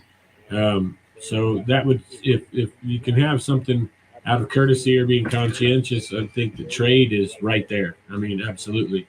It would just take up that moment of exchange. But obviously we do that with other animals as well. It wouldn't be a great exception regardless of what they were, to have trade to be something that occurs. Some animals are known to do the same thing. Usually they make it a win-win situation or a multi-benefit situation where it benefits both parties, and all kinds of animals, you know, do that. So certainly I think that goes on. Go ahead. Do you find a correlation at all in the research you've done? Because, you know, I've only done research on the east side, North Michigan and all that. And in your area, do you find a correlation with cemeteries, with Indian burial grounds, and Bigfoot? GoPros again, yeah. Good deal. Okay, so I'll talk loud. Or just turn it up. Yeah, well, We're about to come back on. Oh, there we go. So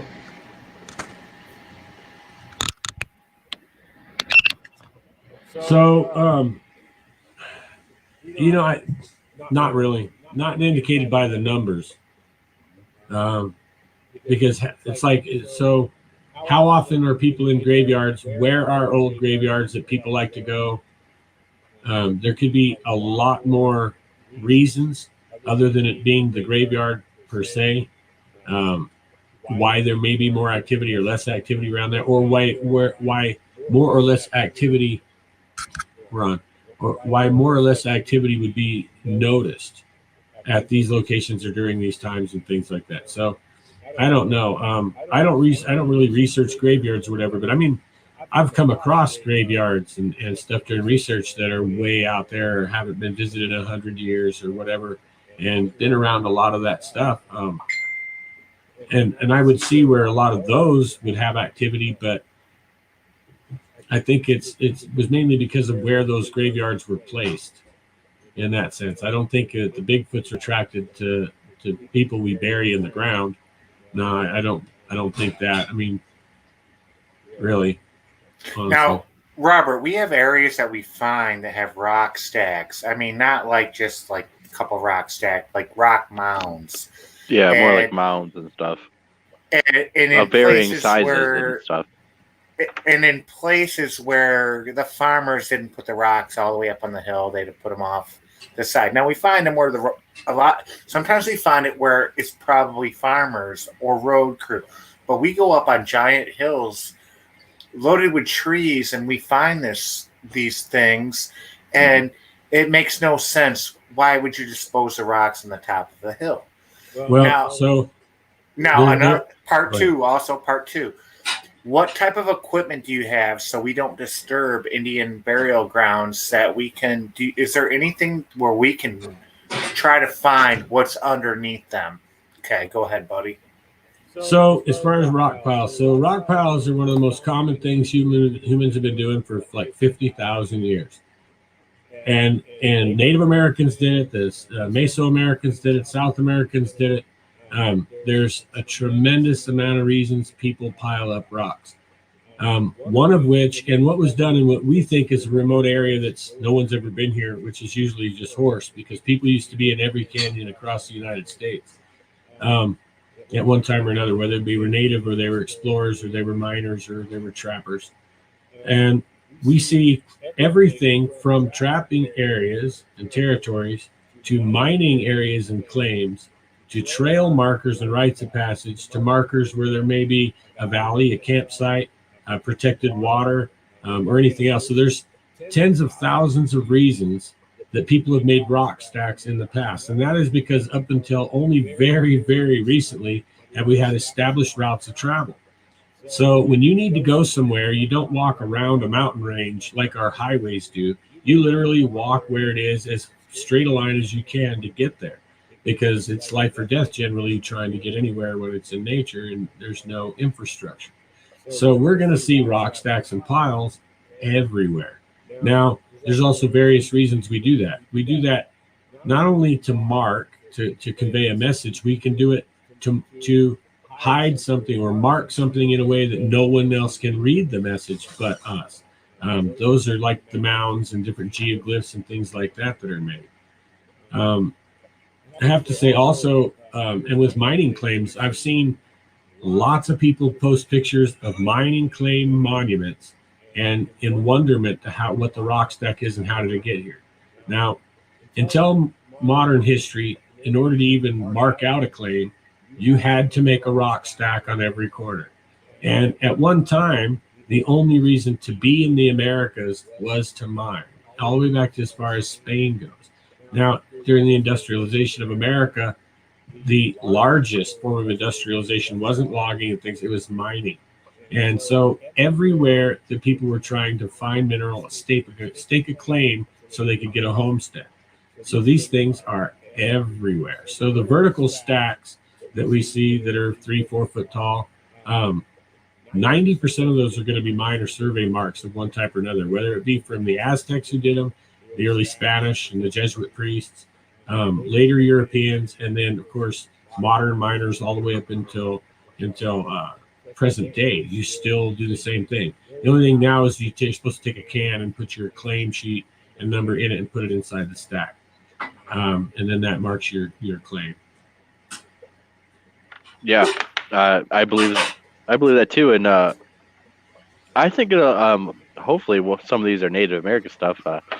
We have the legends of the Copper Mountain people here in Michigan, where the copper mine up in the UP basically might have helped fund the Bronze Age, at least some of it, because they could trace that copper all the way back to that mine here in Michigan. So yeah, absolutely, and that's what is it, Alexander the Great. They've found tomb material and stuff that was featured in Scientific American and other stuff for the last so many decades of artifacts from Alexander the Great being there, and they certainly the whole place is littered with mines and caches. So there's no banks, there's no storage houses, there's no infrastructure. Where do you put everything that you amass, whether it be raw ore, supplies, tools, or smelted ores? You put them in chambers, and how do you mark these chambers? You mark them with stone monuments and tunnels, your mine, your processing centers, your campsites, like I said. So every sign out there was made out of rocks at one time. And that's the thing is being able to figure out whose rocks those were or where they came from or what's the purpose. I mean, they could be they could be anything, I mean, literally. What about burials and stuff? That the whole ritual of death and burying people. That's a lot of rocks and stuff is rock stacks and stuff would be because of that. Wherever we find various ones, not necessarily stacked up rocks that like in a pillar or anything, but we find various ones. Maybe the last one we found is 30 by 20, circle. I found maybe a 10 by 10. But some of them are pretty large, 20 by 20 is kind of what we are finding here. Some, I know Gabe has found smaller ones, more like 6 by 6s or maybe 6 by 8s, but some of them... is there ground equipment? Is there ground equipment that we can see? I mean, without digging this up, is there anything that we can use that we can kind of try to detect if there's anything underneath it, or if it's just nothing more than a rock stack? Oh yeah, there's lots of equipment available. Like we do own equipment, it hasn't been on the ground for a while. I don't know if I'd be able to bring that up there in July or not. The potential, maybe. But yeah, we use deep earth imaging stuff that'll look 110 feet in the ground, and we can map it in 3D, and we can differentiate between air, water, wood, bone, metals, stuff like that. So ferrous or non-ferrous metals and all that. Certainly cavities or any, if you've dug the dirt and put it back in the hole, I can see that for 1,000 years. Well, how about you bring it and I'll pay the shipping? Well, all right, we'll try to get ready.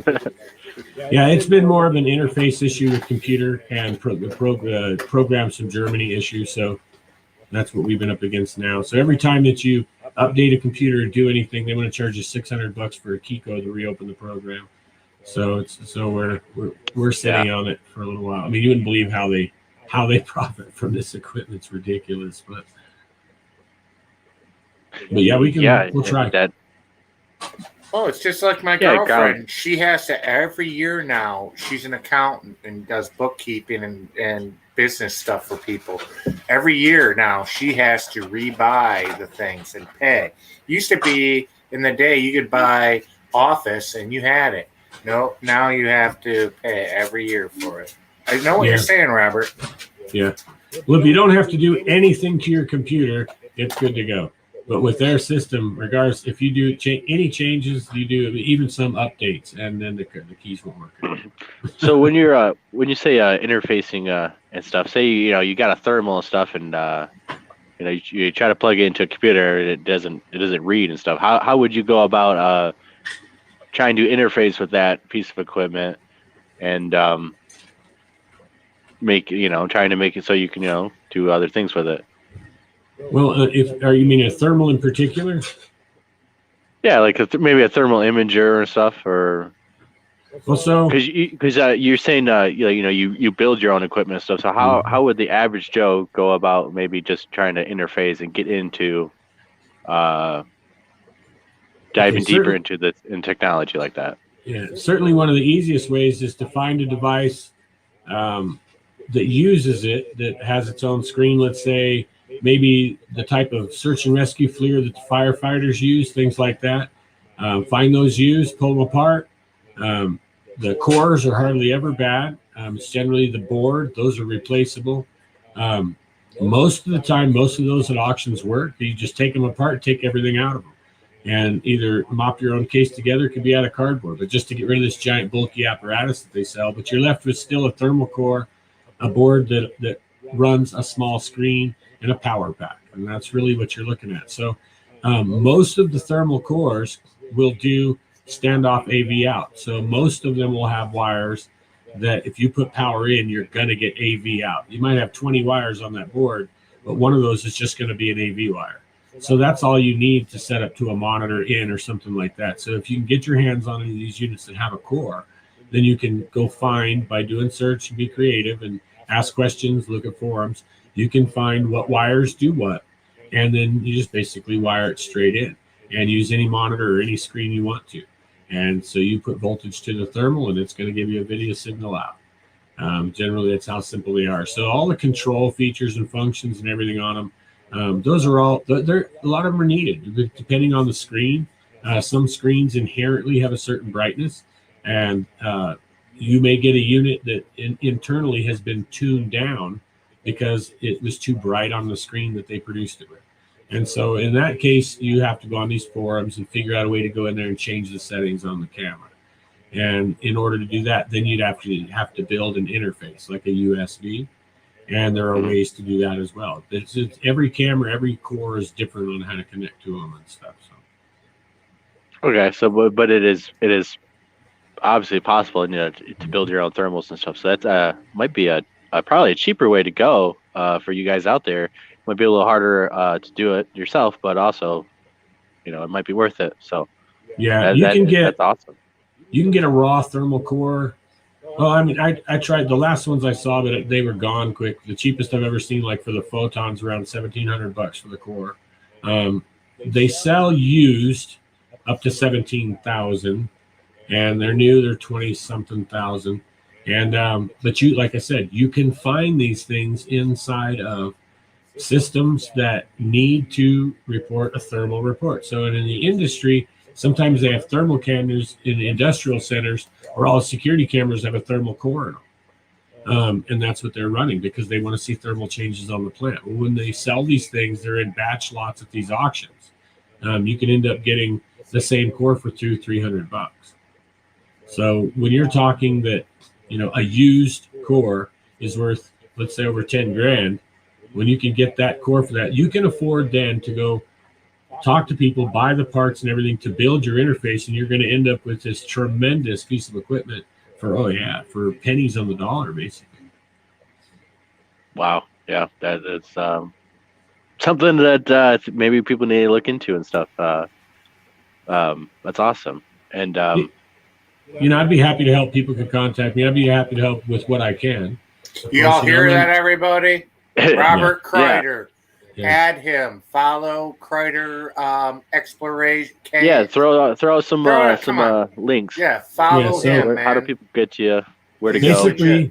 Basically, we're all over the place. To find us, the easiest way on all the platforms is just to search Kryder Exploration, Kryder, and then the word exploration. And on YouTube, we're KX space Kryder Exploration. But you can find us. We're on Twitter and Instagram, and we may not maintain these a lot, but we do watch them. We've got our own website. So you got KryderExploration.com. We've got 3 Facebook sites. All of them are Kryder Exploration, of course. One is KX Cryptid Hominid site. You can find it either there or on my profile. You can always go there on Facebook, and these are all listed. So we're kind of scattered around. If you want to find all this stuff, I guess we're everywhere. You just go search Google, either my name, Robert Kryder, or Kryder Exploration. Good guy, man. He's willing to help you out. Message him. Oh, yeah. He told you. Message him. We have a member that's looking to buy a flare, and I said, talk to Robert first. He was just talking about it last night, and he's in here probably still watching, or he may be in bed. But now, Robert, we got something coming up here in July in Michigan. It'll be your first trip to Michigan, right? Mm-hmm. Yeah, absolutely. First time up there. Yeah. Actually, the first time north of Oklahoma, I guess. I mean, on this side, I've been in Oregon, Washington, Canada, and up through the West Coast. But yeah, as far as the mid-America, yeah. And you're gonna have a vendor table there also amongst speaking and meeting and greeting. You'll have a vendor table, and you're going to have a list of equipment people can purchase, right? Yeah, absolutely. And we'll have some stuff there because I'm naturally going to bring up equipment for our investigation that's going to follow the conference. And so whatever we're going to use I'll bring it up and I'll display it. We'll get stuff running. We'll let people try it out. Our premier product, probably what I've been developing for years, I've been building parabolic dish microphones. and amplified audio equipment for about 10 years.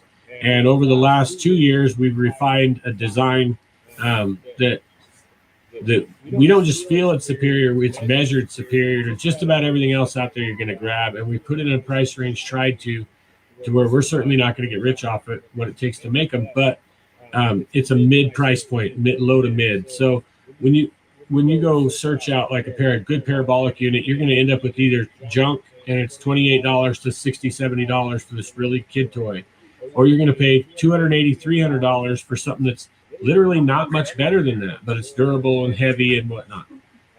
Or you're going to end up going all the way up to $2,500, $2,600 without a mic to get a big Kohler dish. And so we've been able to redesign using the theory of fluid. So the way that our acoustics work as a fluid instead of as just a reflection. And we've been able to bump the numbers up on an 11-inch diameter dish higher than the Kohler's 27-inch dish. So Kohler advertises they can pull 900 feet a human voice, and we were well over 5,000 feet.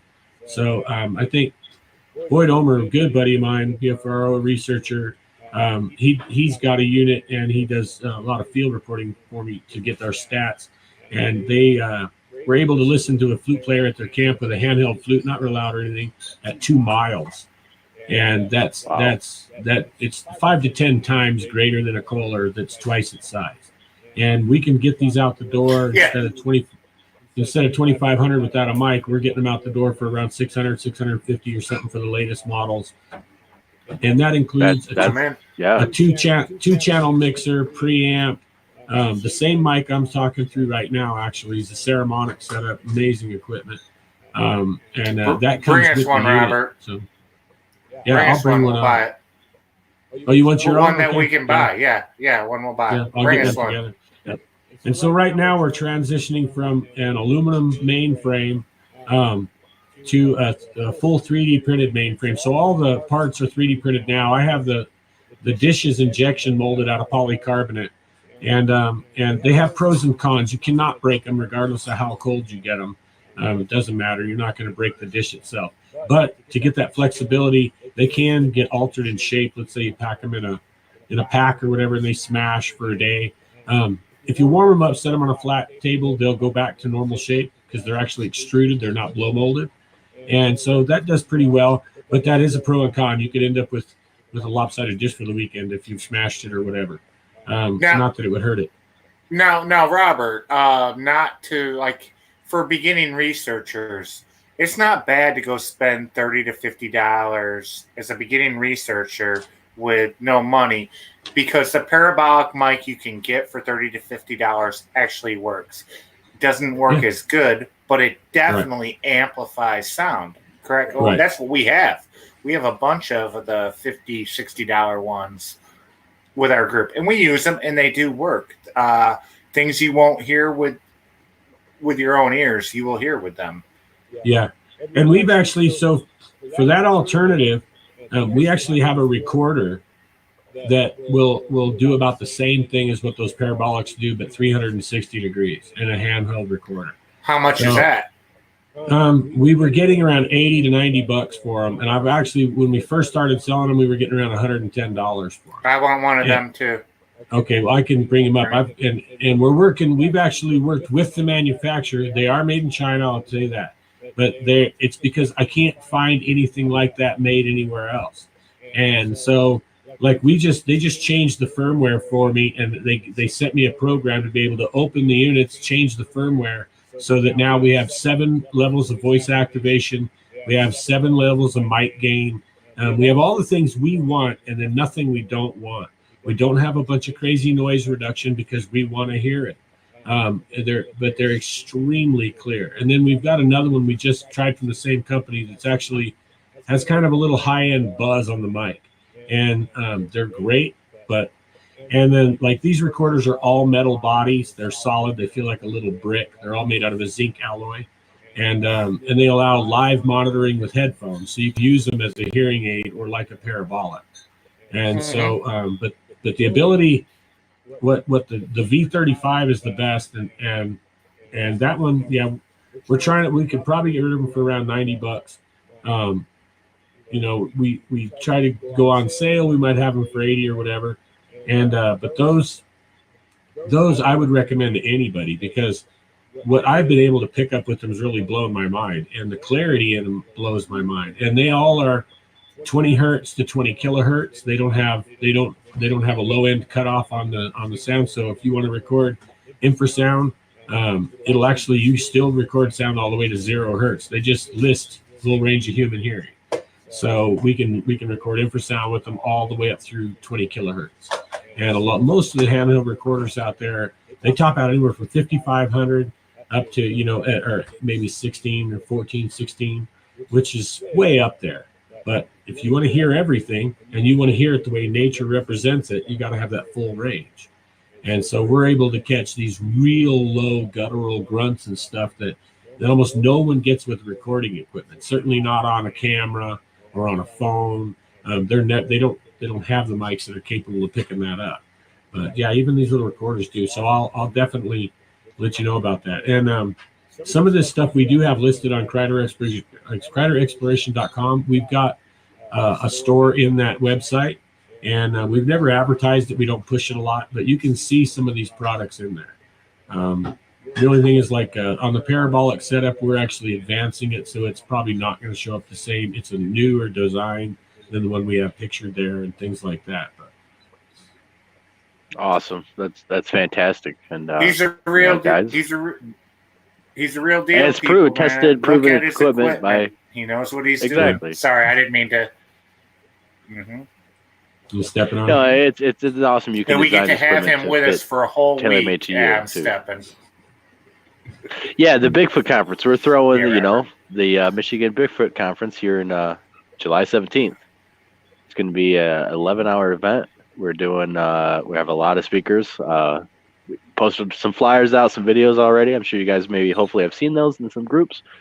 We have a lot of speakers that are not on that flyer yet that we are going to be name dropping, every couple weeks and stuff.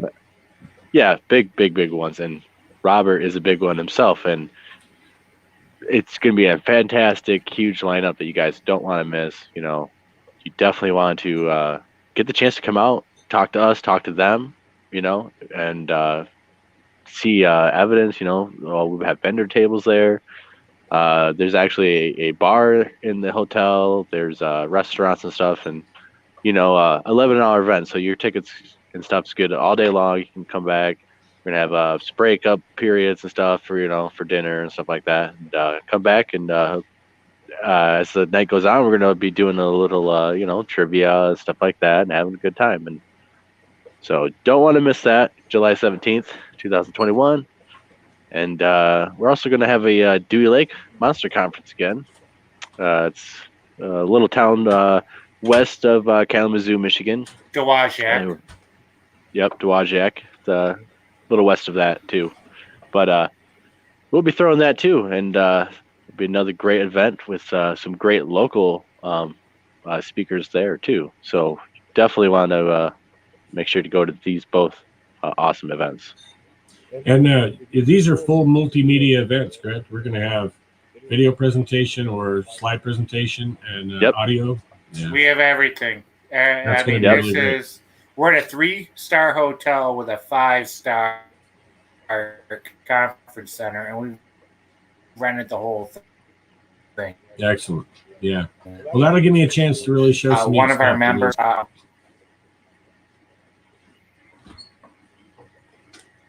Losing you a little bit there, Chad.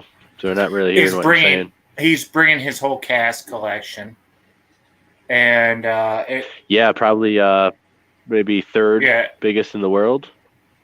Possibly. Definitely third in the U.S. Right up there with Cliff Meldrum himself. Yeah. Nice. So yeah, we're gonna have it displayed in a room. It's not gonna cost any extra to go look at it. Your ticket, everything we do. You meet and greet. You want to meet Ken. You want to meet other speakers that we're going to have. Now it's free for all, man. Go to their vendor tables. Look at what they got. Meet them. Talk to them. We're giving our main speakers an hour to an hour and a half. The rest of their time, they're with you guys. You have them one-on-one. Yep. And we also want to take reports and stuff. So you guys got reports. Mhm. Make sure you tell us at the Lost Cryptids, because that's what we're looking for, especially here in Michigan. And we'll be doing a lot of cool, fun little things and stuff. And so really hoping to have you guys all there, man. And come out, have a great time, and we'll be throwing it each and every year if we can. So it's Ann Arbor, Michigan. Very close to Detroit and all these other big cities, Jackson and stuff. Very close to Ohio and Indiana and stuff, guys. So not too far of a drive to come to this event. It's an all-day event, so it's not like it's a couple hours and you have to drive back. You can spend some time here and make it worth the while. discounted rooms, man. Come for the nights, man. $72 plus tax for a nice place. Oh, really? That's reasonable. That's for sure. Yep. Well, you don't have to worry about it. We're paying for yours, Robert. Well, I appreciate that, Chad.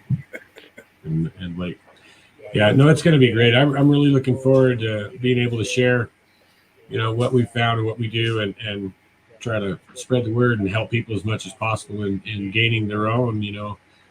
I know a lot of the people that'll show up, I'm sure, are hobbyist researchers, and there's probably some serious ones too. And hopefully what we can bring to the table will assist them and to where they have better success, because that's kind of what it's about.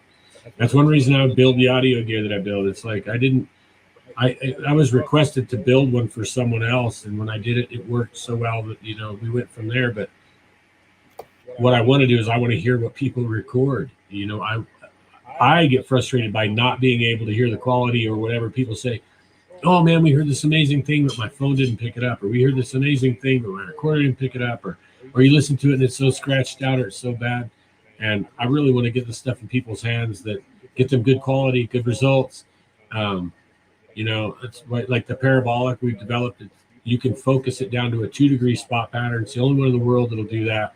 And you can track a moving target with the dish alone. And even if, you've got something walking in dry leaves a half mile away, you can tell exactly where that is because that spot's so finite, and it'll let you just balance in on it. And I think, giving people these tools is going to be good for me because I'm going to get to see what they find with them, and I'm going to get to hear what they record with them and things. So that bumps up me and bumps up the whole thing. The better we can get in results, not just in quality so people will take it serious, but in mass, more people need to be getting this because it's it's the preponderance of all the evidence together that makes this thing what it is. And it's like, how many people hear something and don't ever get it? So, it's trying to get things in people's hands. Nobody can afford to go buy a 27-inch dish. And then what are you going to do? It's made of acrylic. If you bump it on a cold day, you break it.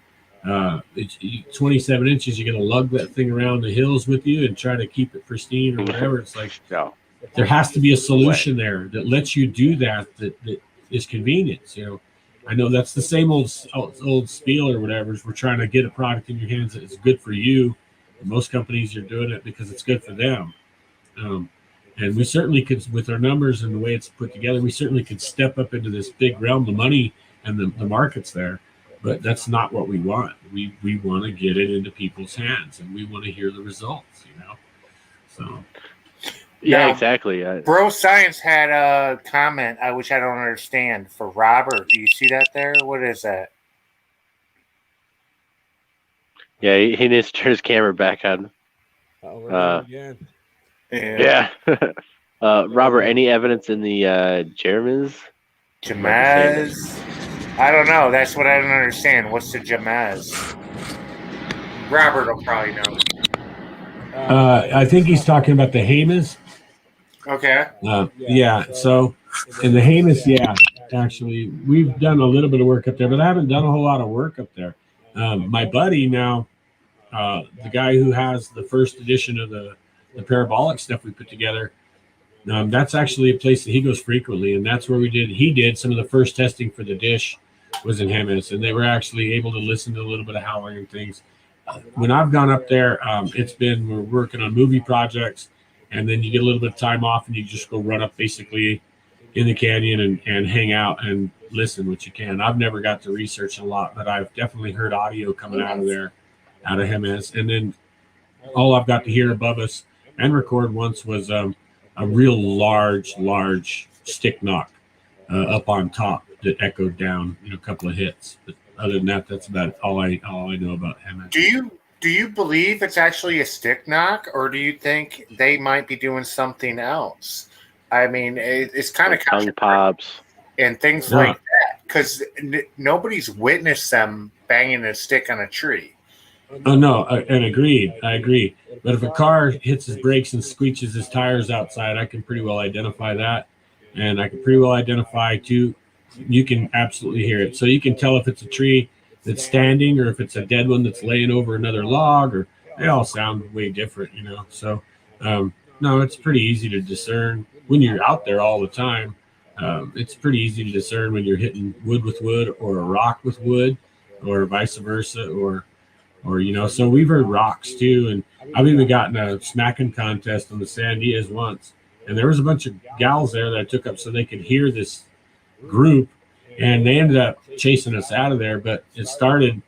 I got to a certain spot, and I heard one say a word. It's a lot like you said, Blake. It's like it was like an older one yelling at a younger one, or something. And he said real quick, couple of like a short phrase, kind of monkey Russian, and then I clacked a rock, and it clacked a rock back, and I thought, okay, cool. So I found a little bit. It was an old piece of limestone or whatever, and it kind of crumbled. So I found a better rock. I wanted to try to get an echo, So I smacked the shit out of it. I mean, I really hit it. I got me a little echo in the valley there. And then I don't know what it picked up, because it started with a small rock, but it picked up rocks that sounded like they were basketball-sized granite and hit them together so hard that it echoed and echoed, just that crack.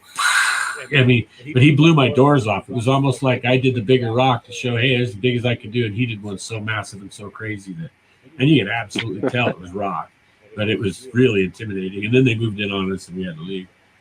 You ever get woodpecker mimics where, like, when you start walking in, all of a sudden it's like something's clanking a rock on a tree, and then you go further up and something does it again, almost like alerting to where you are? Have you ever had something like that happen, Robert? No, not exactly. Not that I can recall. I have had a lot of clicking, but normally what I used to think was little rocks clicking together, it's their teeth. A lot of the great apes will do the same thing, where they'll actually do like that and click their teeth together. But other than that, no. And then I've had them do. One day when Tara and I were out, and I was showing her the same place the sentinel goes, and you can communicate with him. I do this click, and it goes, and I do that. It's just something I do when I go into an area, because I want them to remember me and know who I am, and I want them just to realize. And that's all I do. I don't yell or holler. And I did that day when Tara was there. I did a clack, and then it clacked a couple times. She got to hear it, and then I did that with my voice 3 or 4 times as we walked down the trail. And then from down below us, we heard something come back that was obviously wood on wood, really fast and really loud. And it went, and I realized, after a while, we realized that was my same exact pattern to my click, but it was being repeated back really fast and being beat with wood. But it was definitely my click being repeated to me. That's amazing. I mean, Okay. it just shows the intelligence of them, being able to hear a sound, copy it, and play, maybe playing a little bit, which is a intelligent trait in and of itself, especially in the animal kingdom with 2 different species. Yeah. Yeah, and at that location for several years, and so far every time I've ever done it, they've responded, which is really strange, because it's like, what I don't really get that. Was he up there all the time? I mean, it's on a trail that's in really rugged stuff. It's high elevation, but it's not far from a parking area that is where the trailhead is. It's about a half mile from the trailhead, and there's a canyon. The trail kind of goes around a steep canyon, but you can be right up the top of that, hit a rock together, and I don't know if they'll do it for everybody, but I do it, and just one rock, just clack, not big, loud, nothing, and you'll hear it'll answer you from down below. And so far, over a several year period of time, 4 or 5 times, I don't know how many times, probably 5 times that we've tried, and we've got an answer from that same location. And so that's wild to me, because like, what are they there all the time? They've got someone down there, probably because that trail is where it is. And then they definitely have occupancy of those mountain faces and stuff like that. So, in your Exactly. opinion, Robert, when people go out there and they're just randomly whooping and banging on trees and doing stuff, is that doing more damage than good? I mean, I have my opinion on this, but I want to know yours. So I would assume that it's a gamble, because how it's going to be perceived is largely up to whichever different subject you're around, when you're around them, and all that. It could be an object of curiosity. It could be, hey, cool, humans are making an effort to contact me, or it could be, that's aggravating me. What don't you're insulting me? It's how many ways could you perceive that information? That's the gamble you take. Now, is it worth taking a gamble to get results? I think is more the question. If it is, then you're going to try a lot of things and you're going to gamble to get results. And then what are the pros and cons to that? How am I going to appear? What is my gamble that I'm going to hurt the situation more than help it? I think that's all just something that each researcher, of course, has to weigh out. And then it also weighs out with the subjects that they're being exposed to. If they're initiating that, if they want to create an interaction through something like that, and that's the gateway to that interaction, I think it's amazing. Sometimes just to go out into their living room and start banging on stuff and hollering and crap, no, I don't agree with it in general. But I think that all that has a time and place, certainly. But no, I don't really agree with it as a standard research tactic, no. And I mean, we've had really amazing results. We've actually caught a lot of hell because people say, well, you can't go out every time and find prints. You can't go out every time and be around a family unit. Or you can't. Well, I didn't make the prints, obviously, or make 40 scat piles in a day because we figured out where the family's doing, and I can go back next week and find more. And it's not because it's only because we're looking at traits. We're not going in there and hollering and hooting and making a big scene or anything. We try to be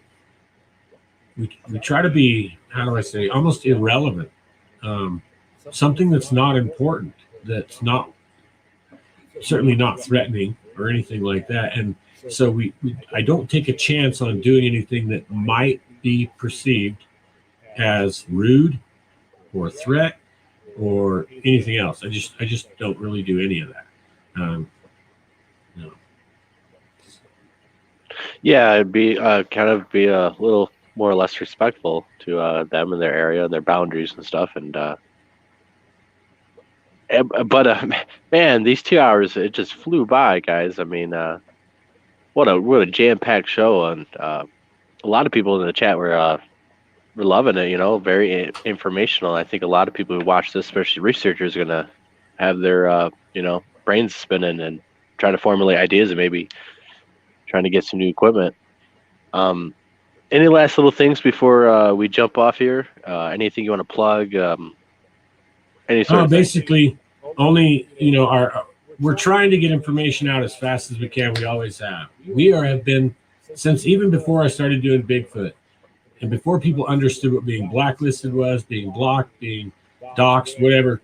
We were going through the gamut. In 1992, our information was already being controlled. So we're talking about most people didn't use the internet until even 94 or so, or right around those dates. But by 92, we were already being staffued on this stuff. So I do want to plug. I want people to help get the word out. I don't want the popularity or the fame. I've already passed up a bunch of TV shows and all kinds of hype and everything else, and I don't want any part of that. But what I do want is, the reason I do this is to get the information to the public so that they have a better ability to define their own world, and just in general. And when you're not shown all the truth, we never have the opportunity to get a clear picture of what's going on. And just to get that out. Now, in order to do that, it's going to take you people. It's going to take everyone out there, because I've done everything I can. We've tried everything, and we get shadowed, blocked continuously. Subscribers are removed. They write us and say, man, I've subscribed to your page 5 times in a month, and every time I look, the subscription is gone. We've been watching YouTube recently we just started to repost because it gets disheartening not being able to get this stuff out. So we just started to repost, and we've actually been watching daily everything from our views, our hours, and our subscribers all dropping. Like the numbers will go backwards. Now, I don't care because that's not why we do it, to get the views and subscribers. But what it's indicative of is bottlenecking my ability to disclose what we discover and the conclusions to the research. So if I had to plug anything, it would be a request to everybody out there to drive this information out. And as you do, we will fill the gap. And a really big reason we don't is because when you put something out there and it can't hit enough minds and eyes fast enough, other people pick it up and they run with it as their own, which is, I don't care about the plagiarism. What I care about is they interpret it miscorrectly because they're not the ones who gleaned it. So you're getting a colored version of half the work we do. I've seen repeated by so many people, and there are conclusions. And I don't care about the credit, but what I do care about is they're putting their own spin on it. So let's drive people to the source of this information if we can. Yeah, there's a reason that I handpicked Robert, because I followed him for years and I reached out to him. There's a reason. I respect his work. I watch what he does. I see his theories and everything. He's not feeding boo-boo. What he tells you is what happened to him. What he believes is what he believes. It's all circumstantial anyways. I mean, all of our beliefs are. But he's experienced it, man. And I'm so glad, man. I'm so glad to have you at the conference. I'm so glad you came on our show. We're going to have you again sometime, too. Yeah. No, it's been great meeting you, Chad and Blake. It's been really great meeting you both. And I enjoy my time I spend with you. You're easy to talk to. Like I said, I turn down a whole lot of stuff. I'm a hard person to wrangle down, and I know that. I've been told that. And I don't mean any disrespect to any other show. It's not one's above the other. It's nothing like that. But I'll just let you know right off the bat, I'm glad that I came on your show and did this. I feel very, very comfortable with you guys. And I absolutely look forward to not just doing the conference, but certainly the week afterward. Up That's north, what I'm looking forward to the most. We're going to lay it right. We're going to lay it in the field, and we're going to put down what we can, and I'll do everything I can to help. And I hope to learn from you guys. And I think we'll have beautiful, brilliant results. Vice versa, man. Yeah, like exactly. we want to learn from you too. You're a great mind. It's a great spot, and man, I can't wait. But that's all the show we got for tonight, guys. Tune in for another show next Thursday, of course, and we'll have more great content coming soon to you guys. So without that, we'll with no further ado, here comes the outro. Robert, hang on for a sec after the yep. Stay on. We'll be right back. All right, guys. Have a good one.